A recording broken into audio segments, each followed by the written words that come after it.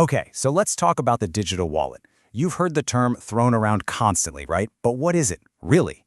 And maybe more importantly, what's the one critical choice you have to make that completely changes how you secure your digital life? Let's dive in.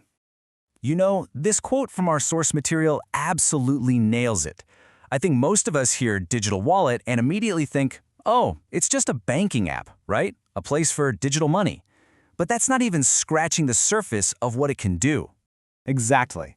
A much better way to think about it is like a digital Swiss Army knife.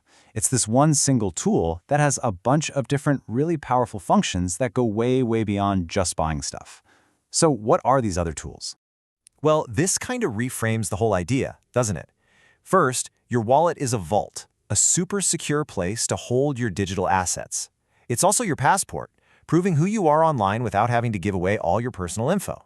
And finally, it's a keychain, letting you into this whole new world of services and apps.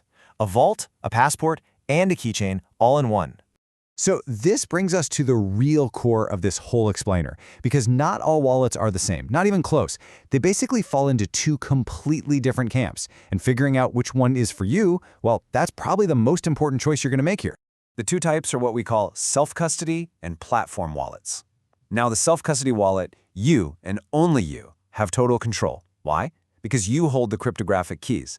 Think of them as the one-of-a-kind password to your funds. It's just like a physical wallet in your pocket. But with a platform wallet, some company has the control. They hold the keys for you, which makes it act a whole lot more like a regular old bank account. Let's just zoom in on that term for a second. Self-custody. It is exactly what it sounds like. You are the custodian. You're in charge of your own assets. In a way, you basically become your own bank. When you're the one holding your own keys, you get complete, exclusive control. There's no middleman needed. To really make this distinction stick, our source material has this brilliant analogy. Seriously, this is the part where it all clicks into place. We're going to compare your own personal wallet to a giant bank vault. So first up, the self-custody wallet. Just picture a classic leather wallet, right there in your back pocket. It's yours. You're holding it. You get to decide when it opens, what goes in, and what comes out. Nobody can just reach in and grab your cash without your say-so. See? That's self-custody. Direct, personal, total control. Now let's flip that. The platform wallet. Think about this as taking your money and depositing it into a massive bank vault. Sure, you have access to it, but, and this is the critical part, the bank holds the keys. They have the final say. They're the ones who ultimately control your funds. It might feel safe, but that money isn't really, truly in your possession. And that gets us to the bottom line, the fundamental question. Who holds the keys? And listen, this isn't just some techie detail. It is the question that decides who really owns and controls things in the digital world. So, why is it so critical? So, let's get right to it. Why does this choice really matter for you and for your assets? Let's break down the powerful implications of having that self-custody. The power of self-custody really boils down to three huge things. First, true ownership.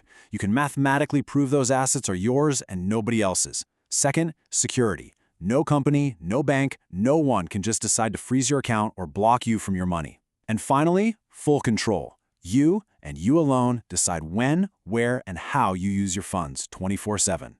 And that brings us right back to this powerful image from our source. A self-custody wallet isn't just like a normal leather wallet. It's like a magic leather wallet, one that only opens for your thumbprint, and one that no bank or outside authority can ever lock you out of. I mean, that is a profound change from how we usually think about our money. So we're going to leave you with that central question, the one that's at the heart of self-custody. As we all move deeper and deeper into this digital world, it's something everyone's got to ask themselves. If you're not the one holding the keys, are they really your assets